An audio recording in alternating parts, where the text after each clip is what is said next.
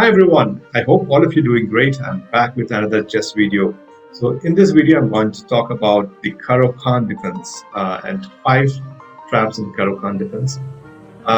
Speaking of Caro-Kann defense, it's a very solid opening and many world champions have played this opening successfully like Michael Botvinnik, Wesley Smyslov, Grigor Petrosyan, Anatoly Karpov, Vishwanath Anand, and even Magnus Carlsen, and many strong players have employed this super solid opening against Moore with success.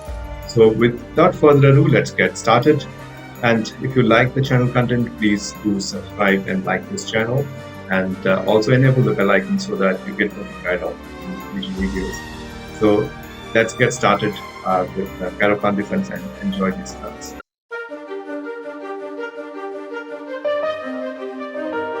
So let's start with a very simple trap in the Caro-Kann.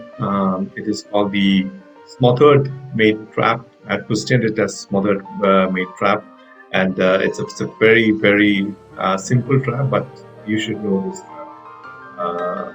So white plays e4, is c6, the Caro-Kann defense, g4, g5, normal moves, knight c3, trying to control the center with the knights, d takes e4, knight takes e4.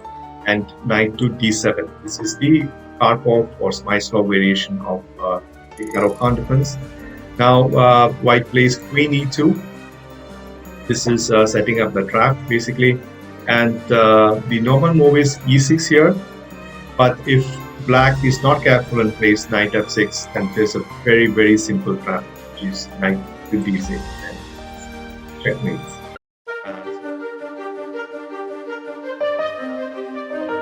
The second trap is a little bit more complex. So this is a game played between two great grandmasters almost 90 years ago, and in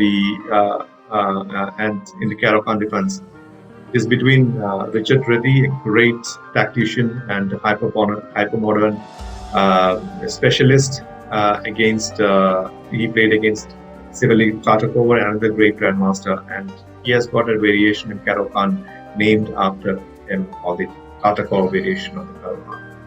So white plays e4, white is Richard Reti, and Tartakov plays c6, e4, e5, knight to c3, and d takes e4, knight takes e4, and knight f6. This is called the Tartakov variation of the Caro-Kann, and the normal move here is to take the knight takes on f6, and after e takes f6 or g takes f6, white plays bishop to d3 and plays c3, and it develops into a very normal position.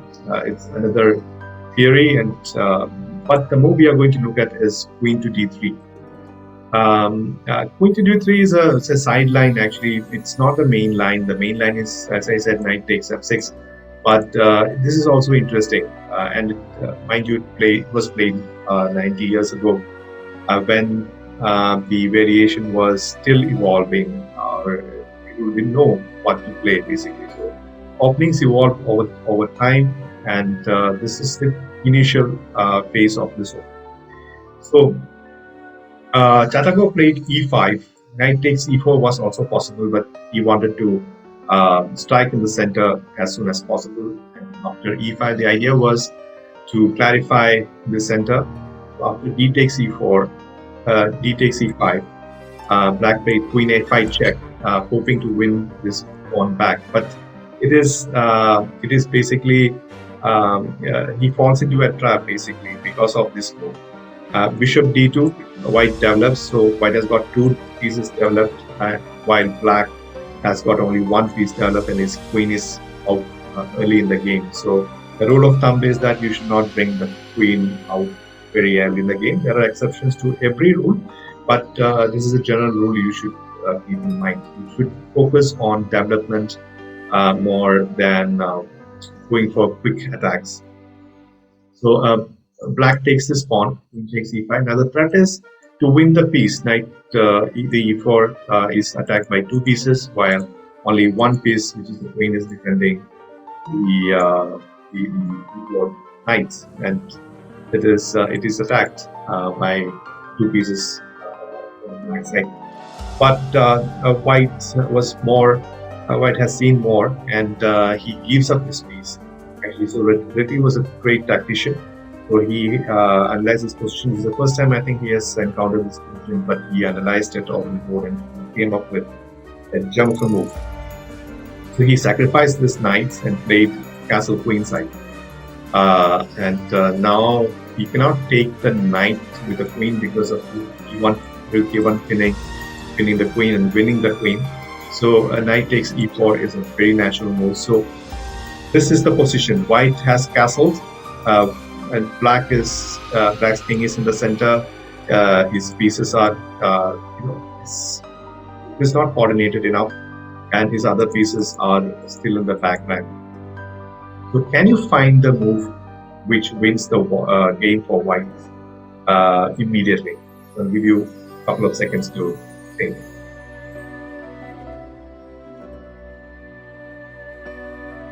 So this is an excellent move, and you should actually admire this combination, and you can show this to your friends as well. They'll be impressed.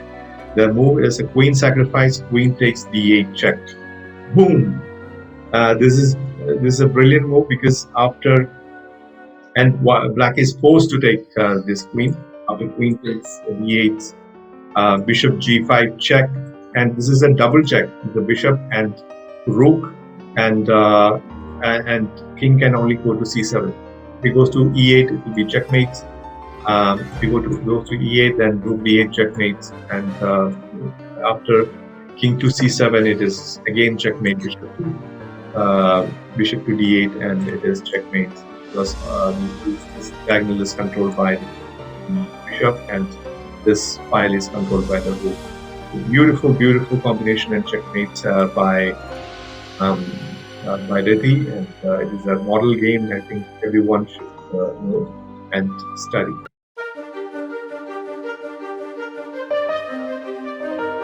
Now the third trap in the Caro-Kann is the two knights variation. Two knights variation is very popular these days. Actually, people are trying to study new setups to come up with an advantage against Caro-Kann, because Caro-Kann is a very solid opponent and it's very difficult to crack. So e4, c6, and knight c3. This is the starting point of the two knights variation of the Caro-Kann. And e5, knight f3, e takes c4, knight takes c4. So here the usual move is bishop to g4 or knight to f6, but here black plays bishop to f5. I think this is a mistake, and after knight g3, winning at tempo against the bishop, bishop goes back to g6, basically exposing himself into an attack. And after h4, h6, knight to e5, bishop to h7, queen h5, threatening a checkmate on f7, g6, kicking the queen away and preventing the checkmate. Now bishop to c4 again, threatening a checkmate. If g takes h5, bishop takes f7, will be checkmate. e6, queen to e2, and I think now black should play knight to f6 probably, or bishop to g7. But both are risky because the position is still very, very bad for black, because the bishop is trapped inside the pawn chain, and white's all except this bishop, all the minor pieces are out and attacking the black king. Black king is stuck in the center, and white has got a big attack move. So if you have found knight takes f7, congratulations, you're a good player. And after king takes f7, queen takes c6, king g7, and queen f7 checkmate.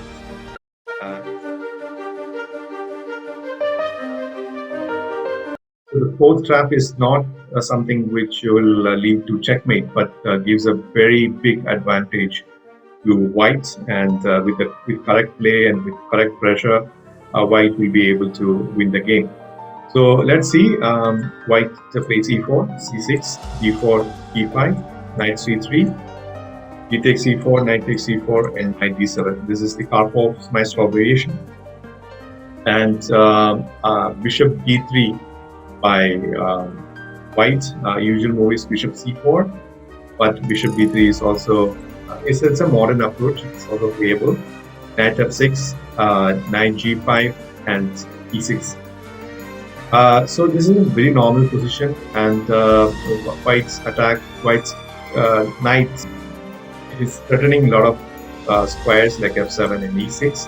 So it's very important to kick this knight away, but it's also very important to develop this bishop as well, because the king is actually stuck in the center and there's only one square to move, and all other squares are occupied by his own pieces. So now knight f3 by white. Now bishop d6 is actually the correct move, but if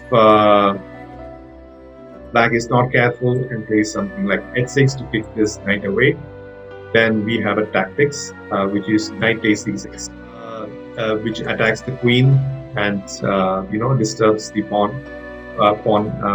chain in front of the black king. If queen e7, then white simply castles, and with threat of rook e1, again white has got a good position. And if queen a5 check, then bishop d2 is good, kicking away the queen. So the critical move is f takes e6, and after bishop g6 check, king e7. As you can see, black king is stuck in the center. All white's pieces, two minor pieces, are in the very good squares.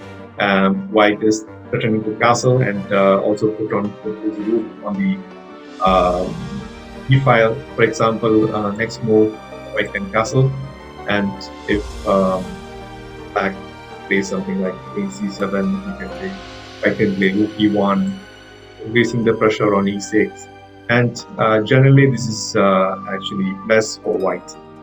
So if you encounter this kind of position, knight takes e6 is a very good sacrifice. I remember that even Kasparov has fallen for this trap in his game against Deep Blue in 1998, if my memory serves me right. So that's a trap number 4 for you.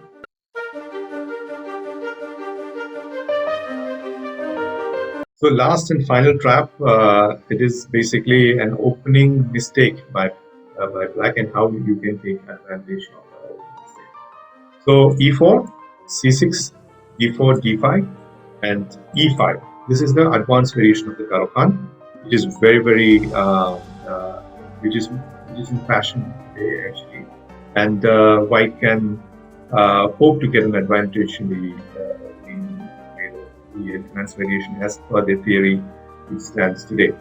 So bishop f5 is the normal move, and here normally there are many continuations. Main continuation is knight f3, the short system, or the knight c3, which leads to an attack with g4 and g4 and knight g2, bishop e3, and down castle. That leads to a very complex position. So another move in this position is actually g4, and after g4 you're asking the bishop a question where you want to move, and since bishop is exposed and out of the pawn chain, there's got pros and cons. The pro is that it is out of the pawn chain, and it can participate in the game actively, and the downside is that it can be attacked by white. So the correct move here is bishop d7, or bishop e6 is also interesting, but after bishop g6, white can play e6, sacrificing a pawn. After f takes e6, white can put more pressure on e6. He can play knight to f3 and put his knight on e5, and that develop normally, and this pawn will fall sooner or later, and this bishop will be bad as well, because it will be inside the pawn chain. So these were the 5 traps which I wanted to show you in the Caro-Kann defense. So hope you all enjoyed these traps, and if you like this video, do share, like, and subscribe to this channel. Until next time, bye bye.